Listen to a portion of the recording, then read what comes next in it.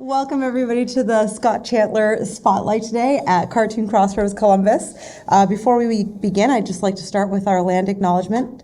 Cartoon Crossroads Columbus acknowledges that the ancient ancestors of the eastern woodland tribes, now referred to as the Adena and Hopewell cultures, inhabited the land we know as Ohio. Their descendants, including the living nations of the Shawnee, Miami, Wyandotte, Delaware, and Seneca Cayuga. We honor and respect the diverse Indigenous peoples connected to this place which we gather. And also, we'd really like to thank our sponsors, especially since they've made all this programming free to attend.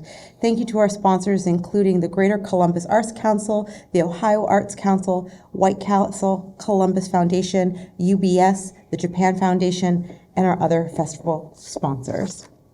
So now I'd like to introduce to you Scott Chantler. Woo! I'm thrilled to introduce Scott Chantler, who is an Eisner Award nominated and Joe Shuster winning cartoonist behind historical graphic novels like Two Generals and Bix, and all ages fantasy comics like the Thieves series. Scott is here to talk to us about his 2-decade comics career and his new book, Squire Knight. Yay! Woo! Yeah, thanks. You're welcome. Thanks. I'm your biggest fan. Yeah, this is what happens when you're up against Raina Telgemeier in the programming. Yeah. I feel like we're the overflow room. But I always say, as long as there's more people in the audience than on stage, you're good. Okay, good. We're covered. We're covered here. Yeah, yes. like a couple times over. So why don't you start telling us a little bit about Squire Knight and what this book is today? Squire Knight is my latest book. It's a return to the world of kids' fantasy for me. It's about a squire and a knight, oddly enough. Oh. But it's a bit of a reversal in that the squire is the smart one who, is the actual hero and does all the thinking and reading and work to solve the problems. And the knight is an arrogant blowhard who takes all the credit for the squire's work. So relatable for a lot of people of all ages, I think. Against a fantasy setting. Now, when you did a work like Bix, which is historical, you said even though it's historical, it lets you tell a deeper kind of story. So what deeper kind of story does a fantasy book like this one let you tell? Well, the nice thing about fantasy, and science fiction does this as well, is it kind of removes the reader a bit from our world and whatever preconceptions they might have, and allows you to slip in a bit of something while you've got them disarmed with the dragons and the fightings and all the other things. With Squire Knight, I really wanted to kind of poke at the anti-intellectualism in our culture. The squire is a very smart kid. He's not I never describe him as a nerd. He's not like pushing up his glasses and tripping off things. But like I say, of the two, he's the smart one. Because he reads and because he's observant and perceptive and all of the things that you hope kids might be. Sure. Right? And that's a little bit of a reversal because you often, when you're a kid, you expect the adults to have all the knowledge and all the authority and know what to do next. Right. But that's not the case here. Yeah, exactly. So one of the reasons why it's a good book for kids is that I think, kids often clue into the fact that the adults around them maybe don't know what they're doing. and they're correct a lot of the time. And so I hope it's relatable in that way too. But yeah, I don't like that in our culture, reading is kind of uncool and, you don't want to be too smart and all that stuff. And I really wanted to, like I say, take a good swipe at that idea. Yeah. Right. And I think you've done it. One of the things I love about your work is just, especially with this one, is how diverse the layouts are of the page. Now, in something like Bix, you have this 5-panel spread and it kind of moves up and down and around. With Two Generals, it's very 9-panel, like very regimented.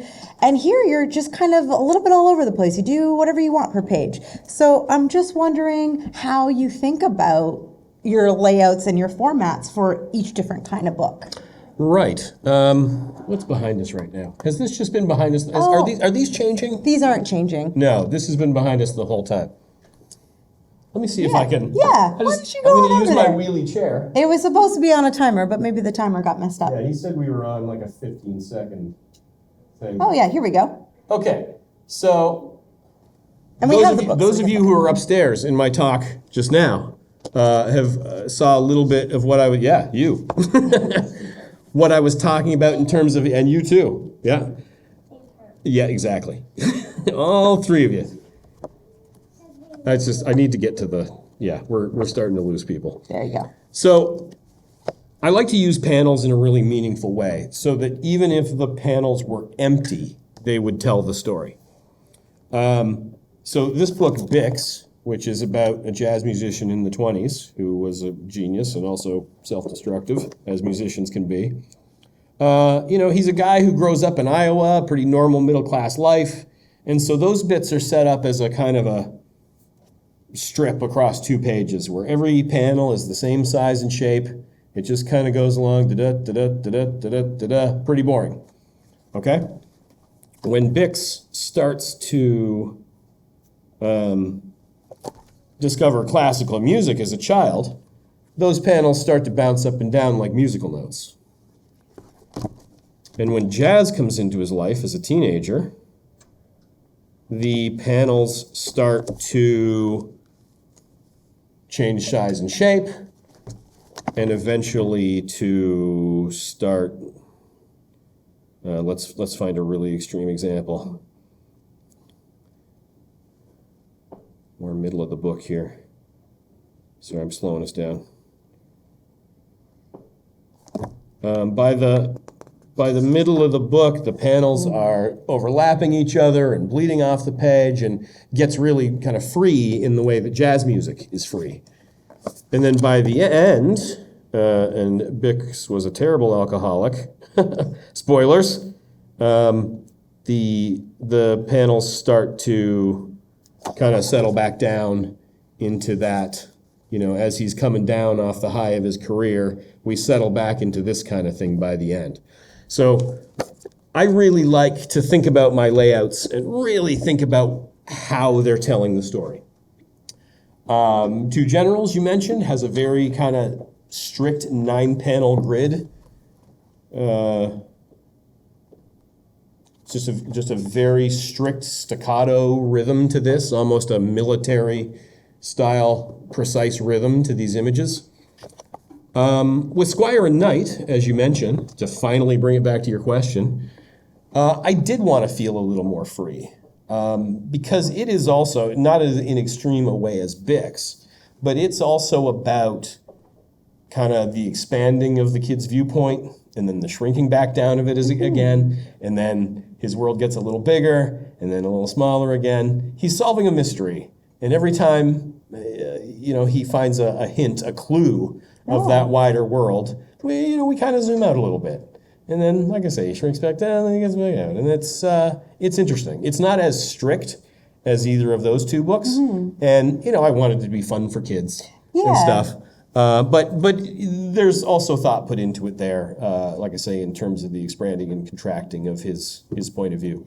Does your thought process behind how you're going to tell the story change, whether you know the book is for an adult audience versus whether you know the book is for a child audience? I have to say, not that much. Okay. I know some creators who, if they're doing a book for 12-year-olds, they know exactly what that is, as opposed to 9 or 15. I don't maybe I should, maybe my publisher would appreciate it, but I don't. When it's me at the drawing board, all I can think about is kind of getting that story out of the ground in one piece.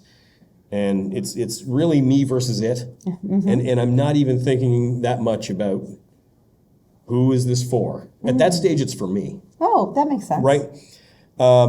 So, to me, the other stuff is the marketing department's job. Once I've gotten the story out of the ground, I'm like, here, figure out who this is for.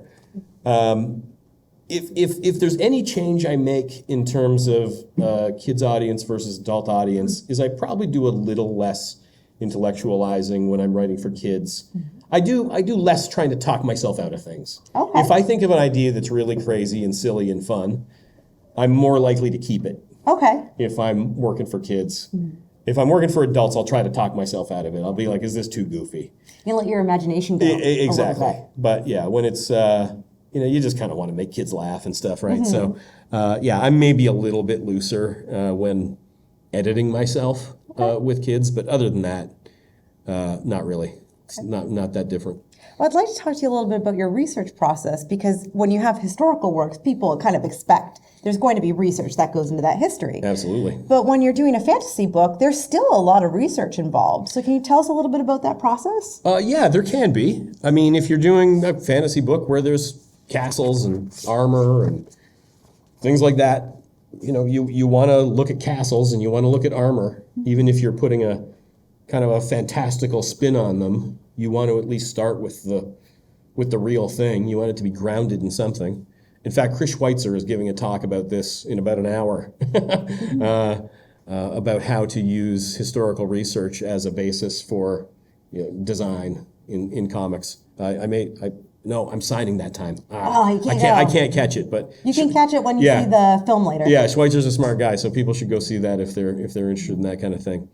But yeah, there is a certain amount of research. You don't have to be beholden to it, like I say. But yeah, if you're going to write about castles, you should probably know a little bit about castles. Mm-hmm. That makes sense. Yeah. Well, one of the things I've noticed about your books too is that they all seem to have a very kind of specific color palette. Aside from the Three Thieves series, which was full color, Yep. This is more sepia tones and reds. This is more blues. This is orange, but we might talk about a follow-up later, and it's going to be more green. Right. So can you tell us a little bit about choosing your colors and your color palettes for each book? Yeah, I'm bewildered by color. It's the part of the process I'm least confident in. And also my style has a kind of a sort of simple retro vibe to it that you don't want a huge, you don't want all of the million colors that Photoshop will do on my work necessarily. I find the simpler the better with color on my work. So that does work for me. So I will pick a color or two. With Bix, it's blue, obviously. That I never imagined Bix being anything other than blue. I mean, it's about the jazz world. Blues is a big part of that. Just a slam dunk that Bix was going to be two color, and the second color would be blue.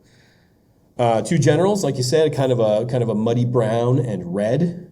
I had imagined initially doing the whole book in the red tones. Okay. But the designer, this is going back 15 years now, Jen Lum, who I know you also work with, is like the best book designer in Canada. She's amazing. A genius. And she was designing two generals, and she said, like, the red you want is a 4-color red anyway. So if they're setting the press up for 4-color printing, you could use some other colors.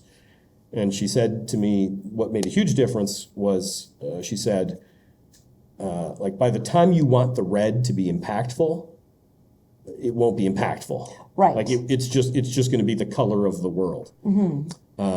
So because she said that, I sort of brought in this second color, this kind of muddy brown, so that the red could be shocking when I want it to be shocking. And like, hopefully it didn't come off as gimmicky, but yeah, every now and then you get a little bit of red in two generals when you need a little bit of a heightened.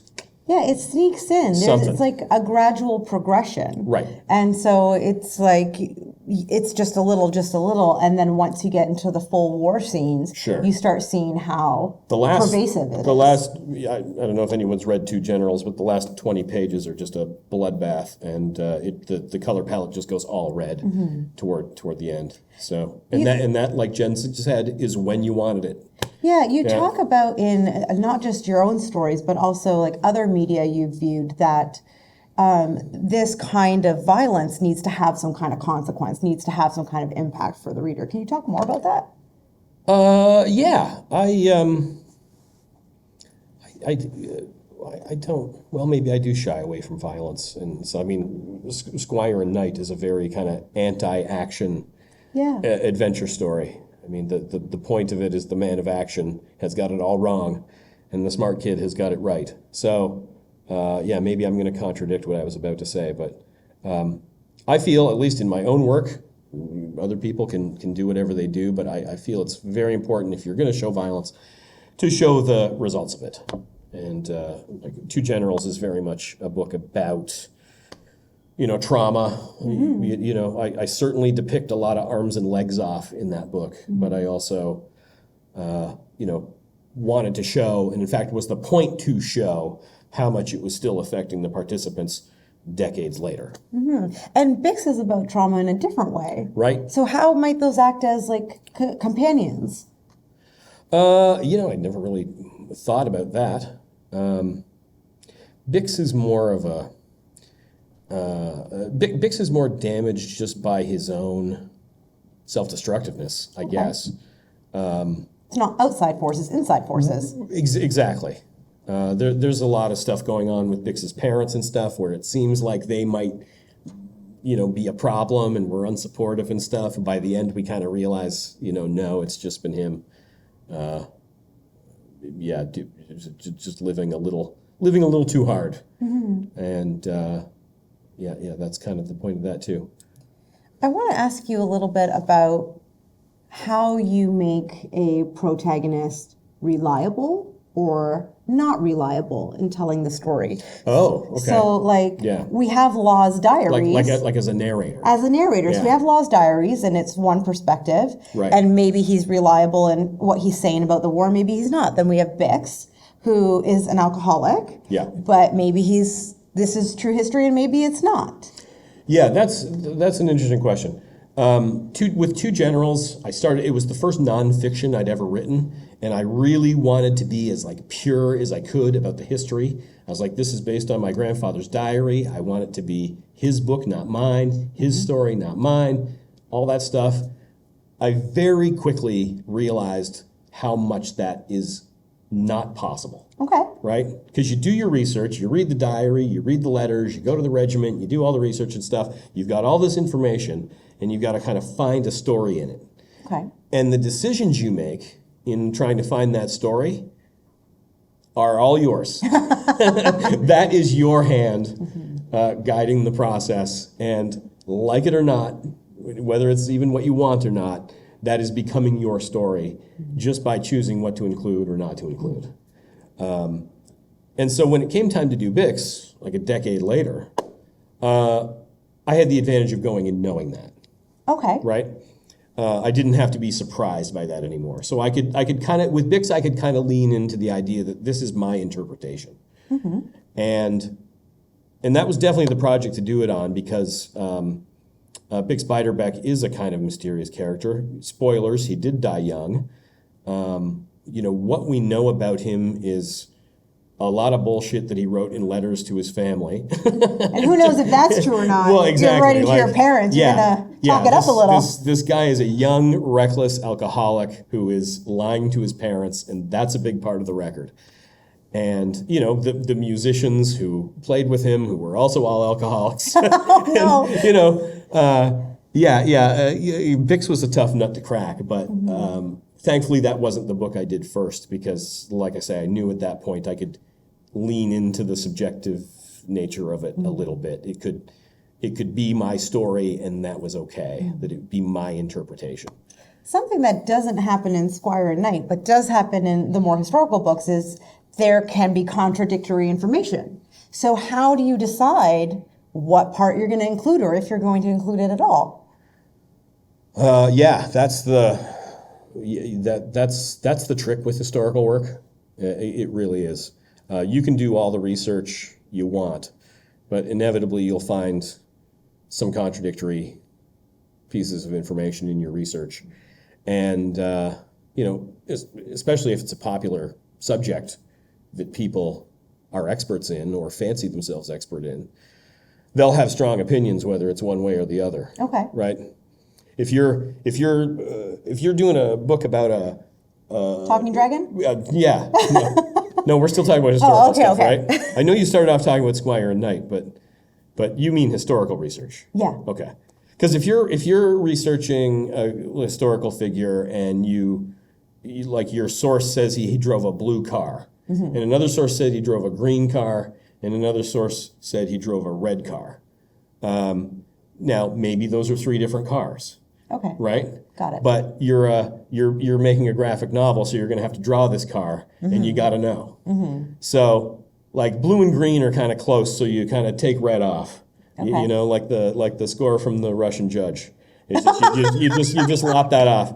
And then, blue and green are kind of close, so maybe you kind of find a middle ground and go teal. with some kind of turquoise or something, right?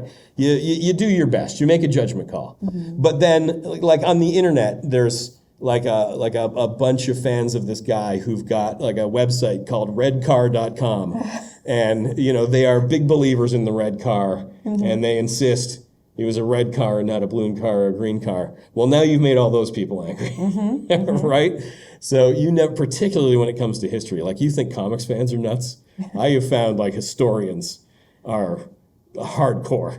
What's one of the things that maybe came up with this book or either of these books that you didn't expect that somebody pushed back against or criticized your judgment call? Well, with Bix specifically, there's an incident that is, what's the word I'm looking for, where it may be true, but is probably not true, but is widely reported as being true. What's that? Apocryphal. Thank you. That's the word I was reaching for. But I'm 51 years old and I can't remember words anymore. There's this apocryphal incident where he found the records that he mailed home to his parents unopened in their closet.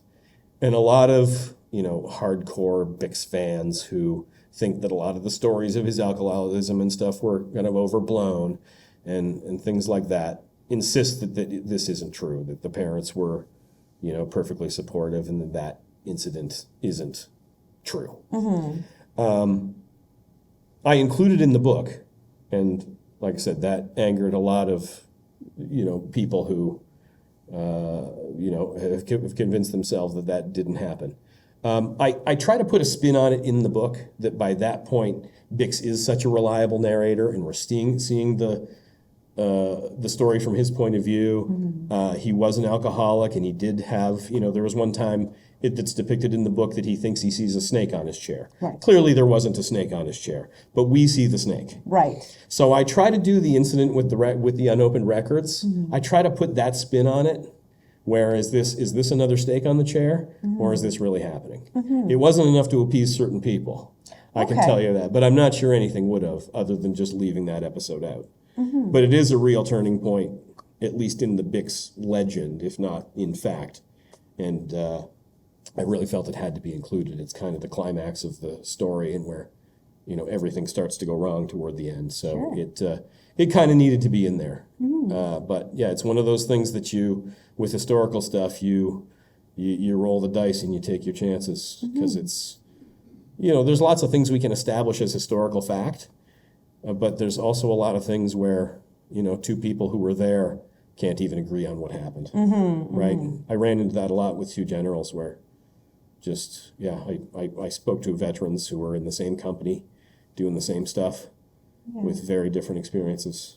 Some cartoonists kind of reference that. I'm thinking very famously of Art Spiegelman's Mouse, where Vladek is recounting his experience of being at the camps, and Art says, I think there was a band that played at the gate, and he shows the band in the comics. Right. And then Vladek is like, I don't remember a band, and shows that there wasn't. Do you ever think about playing with that kind of telling and rewriting in your comics, or if not, like, why not? Well, like I say, Bix was a bit of a nod in that direction, where I had to spin this records incident as maybe this happened, maybe it didn't. It ends up with a bit of a question mark over it. It's not quite as self-referential as what you're thinking about from Mouse, but it's amazing how much I have tried to kind of. Art Spiegelman was so good at all this and set so many precedents in terms of how you handle historical material in comics, that almost anything you do is going to be compared to what he does. So if anything, sometimes I find myself veering away from what Art Spiegelman did. When I was writing Two Generals a million years ago, I did reread Mouse, but not to kind of emulate what it was doing, but just it's so specific. Yeah. Mouse is so specific, and that I wanted that quality, but not the... because it's World War II, and it's a story about an older relative, and, obviously there are some connections, but I also, like I said at the beginning, at least starting out, I wanted it to be very much my grandfather's story, and not, like you say, some kind of self-reflective, self-referencing thing the way Mouse is. I'm not that smart. I'm not as smart as Art Spiegelman. Well, like I want to ask you a little bit about how you draw your influences together on each of these books, like whether you amass either in comics or in music or in film things that are referential, or whether you try to stay away from referential things when you're working through a specific comic, fantasy or history. Can you start again? Do you mean reference to my own work, or to No, my, like when you're to my inspirationally, Yeah. like when you're doing Bix, do you draw on music? Do you draw on film? Do you draw on other cartoonist work that you like to kind of influence Bix, or do you stay away? And I'm asking that for each all of your of the books? categories. Yeah. I mean, I do certainly have my influences, and I think they're all present in my work at different times, but probably in different amounts. Okay. Depending on the project. I feel like I don't really have different styles. I feel like all my books, even though some of them are wildly different, they may look different, but they all look like my work. Sure. If that makes sense. Like my style has a kind of a range, and maybe I'm leaning a little further toward this corner or a little further toward that corner from project to project. I'm a big Jeff Smith fan. I know this is kind of Jeff's festival and Jeff's town. And those kind of influences come out more with Three Thieves and Squire Knight. Okay. I really love the sense of timing in Jeff's work and the playfulness, and like his work is just so charming, right? With something like Bix, I was leaning more towards some of my influences, like Seth, the great Canadian alternative cartoonist, particularly with the color palette and the kind of simplicity of some of those panels. You know, his work is also very charming, but in a different way than Jeff Smith's, right? But I have them both in my head at all times, and like I say, I may lean more one way or more the other way, depending on what I'm doing. Like, do I need more of this or more of that, or whatever it is? That's really interesting. And one of the, I don't know if I can call it an influence, but one of the things I see in your work is really a kind of animated style. We really move through a space with these characters, no matter which kind of book that you're doing. And so I'm wondering if animation influences you and how. Sure. I do have some animation training. I did a year of postgraduate computer animation at Sheridan College in Canada, which is the big animation college at home in Canada. I did not go into animation other than just briefly. I worked for a few months on a couple of BBC animated shows, and that was enough of the animation business for me. But yeah, what I think I took from my animation training that I definitely apply in my comics is a sense of timing. Okay. Animators are so good at timing. I don't like comics artists who are clearly thinking of it as illustration. It's just, okay, we're going to illustrate what's going on in this panel, and we're going to illustrate what's going on in this panel. The relationship of the panels to each other. As I was explaining with Bix earlier, to me, the panels almost have to tell the story even if they're empty. Right? The timing tells the story. And more than just the story gives you an impression that the characters are thinking. In animation, there's a principle called anticipation, where what really sells the action isn't the action itself; it's the moment before it, where there's just a beat where the character kind of thinks or anticipates. You don't throw a ball, right? You wind up. Sure. You wind up a bit and then throw it. And you don't catch a ball, you wait to catch a ball. Exactly. Okay, I see. Yeah, right. Yeah, if you're catching the ball, there's that second where your eye is on the ball and you kind of line it up and then you catch it. All those things are like so important to making the whole thing convincing. Okay. And I find it's true in comics too. I am a real big fan of silent panels. Okay, not just because it gives the reader a place to kind of rest up and think a little bit, but also a moment where it seems like the characters are thinking, which is what makes them seem alive, right? And like that seems to really align with the reader. It seems really powerful, a very powerful tool for the reading experience. Absolutely. Yeah, if these characters just seem like they're cardboard cutouts going through the motions, you're not gonna You're not going to relate to a character that way. You think because they think, Yeah. you pause because they pause, Yeah, kind of a thing. exactly. If they seem, even if it's a fairly expressionless character, if they stop for a minute and you see the wheels turning, right?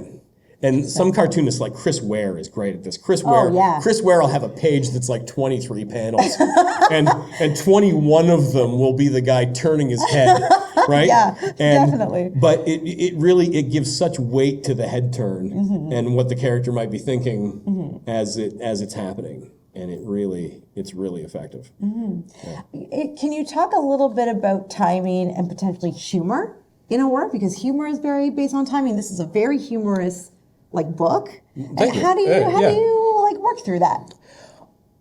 Honestly, I'm not sure I could give you the math to it. Part of it is this sense of timing, like I'm saying, about if a character is going to say something funny, just like with an action, right? You've got to anticipate it. A line of dialogue also, do you see the character think of that joke? Okay. Do you take a beat where the other character reacts? Okay. That kind of thing. And I'm not sure, it's so hard to explain humor. It just kills the whole thing. And it's more intuitive than anything else. Okay. But yeah, all of that animated sense of timing that applies to action also applies to dialogue and of course physical comedy. All that stuff is just it's in the mix. Okay. I would urge anybody who wants to make comics to at least read some of the classic animation textbooks like The Illusion of Life and what's the Richard Williams Animator's Handbook, books like that. Okay. You don't need to go to animation school, but definitely get into the headspace of how animators think, because it will only improve your comics. Okay, that's amazing.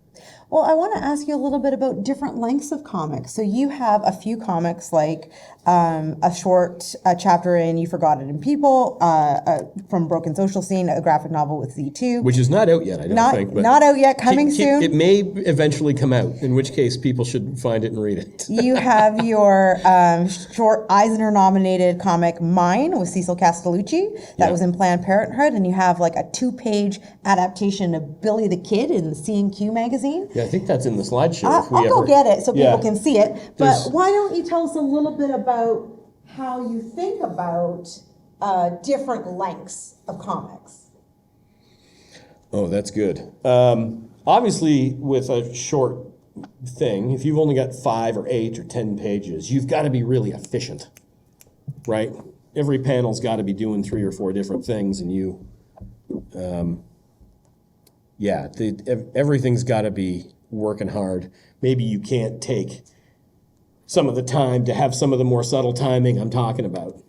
But that kind of thing also translates into longer works. I mean, even if you're doing a 200-page graphic novel, you still want the individual panels and pages and chapters to work as efficiently as possible, right? Because presumably you want 200 pages and not 500, or 500 and not 1,000, or so it's always a good exercise, I find, to try to get your thing down as compact as possible. Make it as small as you can and still have all the things you want in it.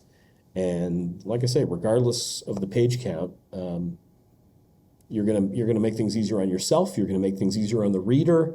But it takes some skill and confidence to do less. But I think it's always worth doing, regardless of the length of the work that you're putting together. Okay.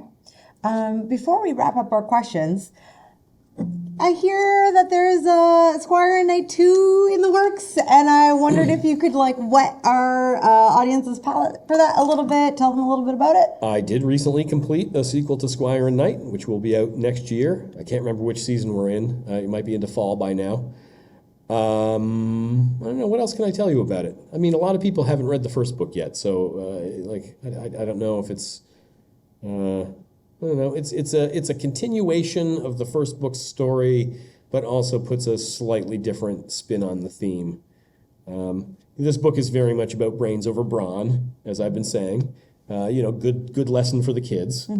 But the second book is more about how even smart people can be wrong. Okay. And the crisis of confidence that happens If that's your identity. If that's what you're hanging your identity on. Okay. So I don't like sequels that just repeat what the first book did with everything turned up to 11. Right. Right. You want a sequel that expands on the theme of the original and expands the world without just repeating what the first book did. And so that's what I tried to do with the Squire Knight sequel. Okay. More shenanigans though? Oh, definitely more. It's definitely humor and adventure and all the stuff, but it's less brains versus brawn, and more sort of like I say, it's a crisis of confidence. Okay. That even the smartest people can sometimes be wrong, and the crisis of confidence that ensues from there. Okay, amazing. I'm going to open it up to audience questions in just a minute, but before I do, can you let people know where you'll be for the rest of this weekend and where they can find you online? You can find me online at scottchantler.com, and the only social media I'm particularly active on is Instagram, where I'm at Scott Chantler, easy to find. I will be signing right after this at the signing area up on the second floor. I haven't been up there yet, but there is a signing area, I think, next to the Laughing Ogre retailer booth. Okay. All of my books will be for sale, and I'll be signing for about the next hour up there. Okay, that's great. So that's where people can find me today. Perfect. Right on. And if you don't catch me at the signing and you see me walking around the show, just feel free to come up to me and ask questions or get something signed. It's all cool. Awesome. I'm very approachable. Okay. Okay. Wonderful. I'd like to open it up to all of you. I will be repeating your questions into the microphone so they have it later for film, so you'll hear an echo. But whoever has a question for Scott, please feel free. Yes. So I'm curious about your choice of books as subject matter. Yep. Because you're talking about just these immense challenges and even knowing kind of what the facts are. It just says something of all the different people to spend a lot of time, figuring out. You chose someone where it's just a real mystery. Why Bix? So the question just for the video is, why did you choose Bix as a figure who is very mysterious to kind of hang your work on? Yeah, he wouldn't, when you think jazz, it's not the first name that pops into your head, certainly. I wanted to do, we talked about timing earlier, and I've always known that I wanted to do a book about music, and that it was probably going to be jazz, which is a very free kind of a music, and would allow me to do the experiment I wanted to do with page layout and to just go crazy with it. That idea came first. I almost could have done it with any musician. There's something about Bix I find particularly relatable. He was, he was this white middle-class kid from a conservative family in Iowa, just the least likely person in the early 20s to, become a star in the jazz world. I relate to that story a little bit. I come from this, kind of small podunk town in southern Ontario, and I wanted to be a comics artist, and that world seemed a million miles away, and it was certainly not. There weren't even books in the house I grew up in. I went completely the other way from the world I was born into. So yeah, like I say, very relatable. Bix's story has always been to me. Not necessarily the alcoholic, self-destructive part, but just the get me out of this town part. Sure. And also just when it comes to the fact that he was a white musician, there's this weird thing where he was kind of an insider and outsider at the same time. He was, very much an insider in the world at large, but also an outsider in the world he wanted to be in. And that's interesting. Mm-hmm. That's an interesting kind of switch dichotomy thing. Mm-hmm. I am also, not to shock anybody, a white person. And so, oh my gosh. Telling a story about a black musician, that's another, that would have been a step removed from my experience and is maybe not my story to tell. Mm-hmm. So the fact that it was a white musician also felt a little bit more appropriate of a pool for me to be swimming in. And there's this moment where Bix is going to go into a jazz bar, and his companions don't know if they want to go in because it happens to be a black jazz bar. But he's Right. like right in there. He is somebody who just sees the individual, sees the artist, sees the music, Yeah. and doesn't kind of face the same social barriers, I would say, even though he's born into a world with social barriers. Yeah, I mean, the point of that scene was that he was not afraid to go into that bar, whereas some of his bandmates were. And all that stuff. I mean, it was a very segregated world in the 20s, particularly here in the U.S. And that's definitely part of the story. The flip side of that scene is a later scene where he is having some success and is in a white band. And in those days it was very much white bands and black bands. They're a white band playing for a white audience in this really fancy hall, and there's a sign saying like for white dancers only. And we can see a moment where he has a bit of a reaction to that. Yeah. He clearly, on behalf of the audience, winces a little at that idea. If you're doing history, you really got to deal with all that stuff. It's not pretty. It's not obviously our sensibility now. Maybe it is a little too much, but it's certainly part of setting the scene if you're going to be in that world. Okay. Yeah. Do we have any more questions for Scott? Yes. Speaking of Bix, I was wondering about your color palette. Yep. When you get to the center of the book and there's an explosion of music, do you give consideration to introducing an explosion of color and then reverting back to blues? So the question is, when you get into the middle of Bix, did you consider exploding the color palette with an explosion of music and then also reverting it back to blues? I really didn't, and that's interesting to think about now, whether that would have been, something to play with or not. But I really wanted the page layouts themselves to suggest what was going on musically. I feel like once you started introducing more colors, that maybe complicates the thing I was trying to do with having the panels tell the story. But now you got me thinking about it. Reprint. I'll kick this around for a couple days and get back to you. Should I have done that? Any other questions for Scott? Yes. Not to make you talk about your fellow countrymen, but is there a requirement that Canadian artists must do a historical piece? Is there a requirement that Canadian artists must do a historical piece? It seems, it's kind of a thing, isn't it? Chester Brown had his big Louis Riel graphic novel and that kind of stuff. I don't know. I've never even thought about it, but there does seem to be like of all the things, I mean, Bix isn't Canadian history per se, but Two Generals certainly is. Yeah. I was thinking about how some Canadians do American history Well, for their books, Yeah, like that does happen. King, Martin Luther King, Yeah. done by Ho Che Anderson. Yeah. Why? Sometimes, but Yeah, I don't know. We love history. I don't know. The Canadian comic scene, I'm just going to brag here a little bit, has a bit of a kind of Canadian culture in general has a bit of an outsider quality because we're next to the great big American market. That's interesting. And so Canadian entertainment in general, Canadian literature, Canadian film, Canadian comics, I find is just a little bit more used to kind of accepting alternative voices because just by being Canadian, it's an alternative voice, right? And sometimes an outsider perspective. You have a different perspective because you're on the outside there is a of it. certain ironic detachment to being. I think it's why we have so many Canadians, or comedians, is what I'm trying to say. Is because you're next to this giant culture that we consume like crazy, but are also just a little bit outside of. And I think that's a big part of Canadian art in general.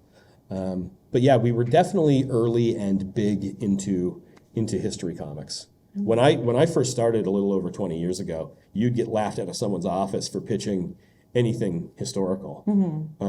But then like Chester Brown did Louis Riel, and I did Northwest Passage, which is a completely different thing, almost like a Canadian Western. But it kind of became a thing. And now, and then I did 2 generals, and then everyone was doing everything else. And And now now you have you name a historical subject, and there's 2 or 3 good graphic novels on it. Yeah, and you have now the Chatham Colored All-Stars.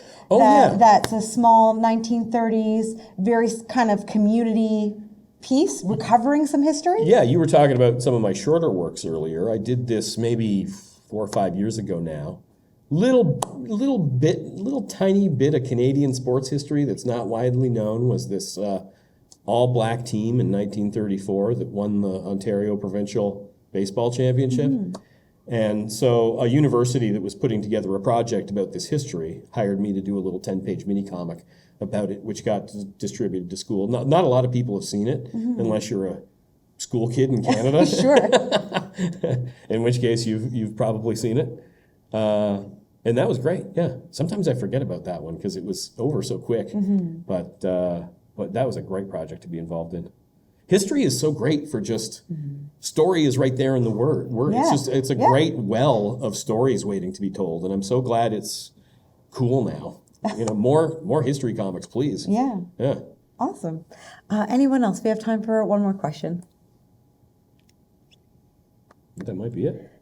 Thank you so much, everyone, for joining us today. I hope you enjoy the rest of your CXC. And again, Scott will be signing in a few minutes upstairs on the 2nd floor. Thank you so much. Cheers. Thank you.